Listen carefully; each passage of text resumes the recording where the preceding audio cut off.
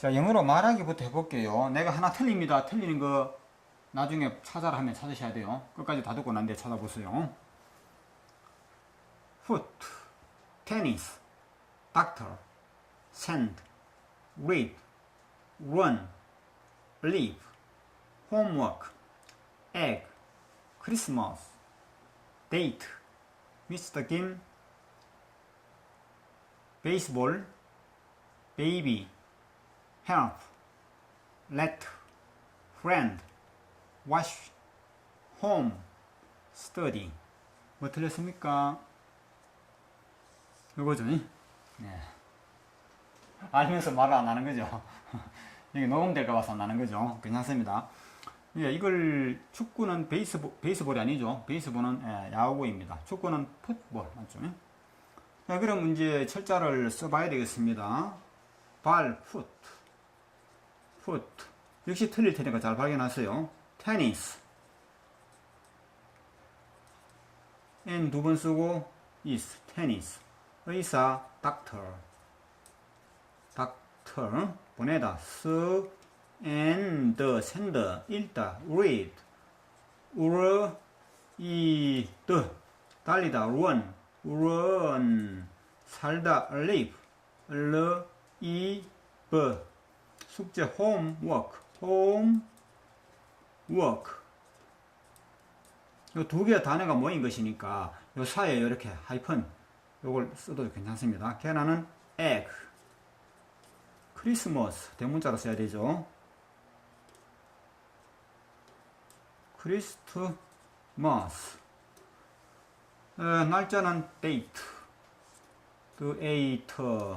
김씨 미스터 김. 고유명사이기 때문에 둘 다 대문자로 씁니다. 풋볼, 발로 하는 공놀이니까 풋볼. 아기는 베이비, 도와주다, help. 편지는 letter. 죄송합니다. t를 두 번 써야 되죠. T-E-R, 이거 발음 아닙니까? 친구는 friend, and. 씻다는 wash. 집, 가정, home이죠. 가족들이 있는 가정을 home이라 하고, 주택은 house라고 하죠. 공부하다, study. 자, 틀린 곳이 어디입니까? 여기죠. 맞습니까? 예. 요 I가 빠졌습니다. 예. 그 이제 발음대로 하니까 잘 안 돼서 그런 거죠. 이런 부분은 어차피 나중에 발음교를 통해서 해결하면 되는 거니까 걱정하실 건 아닙니다. 그런데 우리가 단어 공부를 오래 하다 보면요, 점점 갈수록 쉬워지거든. 예, 처음에는 단어 외우기가 어려운데 하면 할수록 많은 단어를 빠른 시간에 외울 수가 있습니다. 이게 왜 그러냐 하면 그러니까 키컨이라는 단어 공부하다 보면 이런 게 나오죠. all, 그죠? 예. 그러면 all이라고 하는 단어가 또 있어요. 요거는 전부라는 뜻이거든요. 전부. 예. 여기 all이고 요거 to all이 되는 겁니다. 예. 또 우리가 공은 ball, 볼이 되잖아요. 그죠? 요거 all 나오잖아요. 그렇죠? 예. 또 우리가 가을을 뭐라고 하죠? fall. 예. fall, 가을이거든. 떨어진다는 뜻도 되고. 또 어떤 것이 있습니까? 작은 할 때 우리가 small이라고 했지 않습니까? 그죠? small. 이것도 all이죠. 그죠? 이와 같이 이미 알고 있는 단어가 자꾸 포함돼서 나옵니다. 그렇게 해서 또 새로운 단어가 나오게 되기 때문에 그 발음과 철자를 그대로 이용하게 되면 또 새로운 단어 금방금방 이렇게 알 수 있다는 것이죠. 그 거에도 참 많습니다. 뭐 day가 있다 하게 되면 이 day가 요일인데 앞에 t를 넣게 되면 today는 오늘이 됩니다. 예. 또 앞에 yest라는 말은 yesterday 하면 어제가 되고, 예. sunday 하게 되면 일요일이 되고, 여기다가 day를 그대로 쓰는 겁니다. sunday는 일요일. 또 monday 하게 되면 월요일. 예. 아는 단어를 이용해서 또 새로운 단어를 자꾸 만들어내기 때문에 가면 갈수록 단어 외우기가 쉽다는 것을 알게 될 것입니다.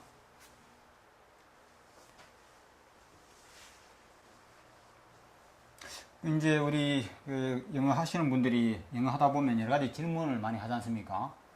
그 질문 중에는 단어에 관한 질문이 많거든요. 예, 질문이 많은데 그 질문에 관련해서 내가 퀴즈 하나 내겠습니다. 어떤 퀴즈냐 하면요, 여러분이 여행을 할 때 특히 브라질 아시죠? 브라질 브라질이라고 하는 나라에서 해외여행을 하다가 돈이 떨어졌다. 여행을 하던 중에 돈이 떨어졌다. 어떻게 해야 됩니까? 여러분 수중에는 신용카드도 없고, 예. 돈이 떨어졌는데 어떻게 해야 됩니까? 원래 여러 가지 대답이 있을 수 있습니다. 그죠? 정답은 돈이 떨어졌으면 얼른 주워야죠. 웃지 마세요. 예, 얼른 주워라 이 말입니다. 돈이 떨어졌으면. 자, 이런 퀴즈를 왜 우리가 이런 퀴즈가 유명한 겁니다. 이때 떨어지다라는 말에 대해서 이 떨어지다는 우리 한글로 단어죠. 그렇죠? 동사 아닙니까? 맞죠? 이 떨어지다는 낱말 뜻에 대한 이야기입니다. 아시겠어요? 여러분들 들을 때는 해외여행 중에 돈이 떨어졌다는 말은 아마 돈이 고갈났다. 그죠? 뭐 이런 뜻으로 들었을 거 아닙니까? 그 말도 맞거든요. 그렇지만 땅에 돈이 내 주머니에 있던 돈이 지갑에 떨어졌다. 이런 뜻도 되잖아요. 그죠? 두 가지 뜻이 있다. 이런 이야기지. 그래, 단어 공부를 하다 보면 그 단어가 한 가지 뜻만 있는 것이 아니고 좀 이런 성격을 가지고 있습니다. 우리말도 그렇고 영어도 그렇거든요. 예. 그래서 그런 단어의 성격을 이용해서 이런 얄궂은 퀴즈를 내본 겁니다. 예. 자, 그런데 이 떨어지다에 해당하는 영어 단어가 있습니다. 그게 바로 뭐냐 하면 fall, F-A-L-L, 여기 all 합쳐서 fall이 되거든요. 예. 그 다음 이 단어를 알고 계시는 분은 이게 가을이라는 단어인데요. 왜 또 떨어지다라는 뜻이 됩니까? 이런 또 질문을 할 겁니다. 우리말에 떨어지다는 용돈이 떨어지다, 두 사람이 떨어졌다, 두 사람 사이가 멀어졌다 이런 말 돼도 되죠. 그죠? 서로 떨어지다, 떨어져 살다 그렇잖아요. 또 채소값이 떨어지다 하면 어떤 뜻입니까? 값이 내리다는 말이 되겠죠. 뭐 신발끈이 떨어졌다. 자, 그럼 이 떨어지다는 말이 뜻이 상당히 복잡하다는 것을 알 수 있습니다. 근데 우리는 복잡하다는 생각 안 하죠. 예. 그렇다면 이 펄도 우리가 용돈 떨어지듯이 돈이 고갈난다 그런 뜻이 있을까요? 전혀 그런 뜻은 없습니다. 알겠죠?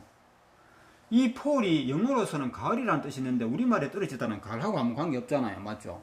떨어지다 하는 말이 가을이라는 뜻으로 쓸 데가 없죠. 그래서 우리가 공부할 때 폴, 떨어지다 켜놔놓고 항상 폴과 떨어지다는 같은 뜻이 아니라는 걸 우리가 알게 되는 것입니다. 이런 걸 우리가 단어에 대한 이런 성격을 여러분 알아두는 것이 좋습니다. 그렇지 않으면 나중에 자꾸 질문하게 되고 의문소로 하게 됩니다. 그런데 우리말에는 뭐 두 사람 사이가 떨어지다, 신발끈이 떨어지다, 뭐 시험에 떨어지다 이렇게 쓰는데 영어에 떨어지다는 물체가 아래로 떨어지다는 뜻이거든요.